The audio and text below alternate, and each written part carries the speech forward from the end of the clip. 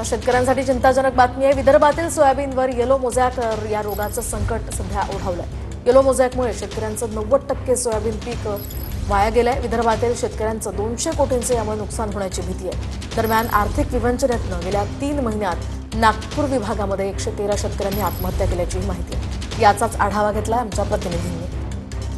सोयाबीनचं पीक विदर्भातील शेतकऱ्यांसाठी दिवाळीचं बोनस असं मानलं जातं, कारण की सोयाबीनच्या पिकाचं उत्पन्न जे आहे ते दिवाळीत येतं आणि त्याच पैशातून शेतकऱ्यांची दिवाळी साजरी होते। परंतु यावर्षी शेतकऱ्यांच्या या सोयाबीनवर येलो मोझॅकचं मोठं संकट आलं। मोझॅकनं संपूर्ण सोयाबीनचं जे आहे ते नुकसान झालंय। बघा, अशा प्रकारे पीक जे आहे सोयाबीनचं पिवळं पडलेलं आहे, त्यामुळे शेंगा भरत नाही आणि त्याचा मोठा फटका जो आहे तो या शेतकऱ्यांना बसणार आहे। सगळ्यांचे सोयाबीन गेले होते, सगळेच।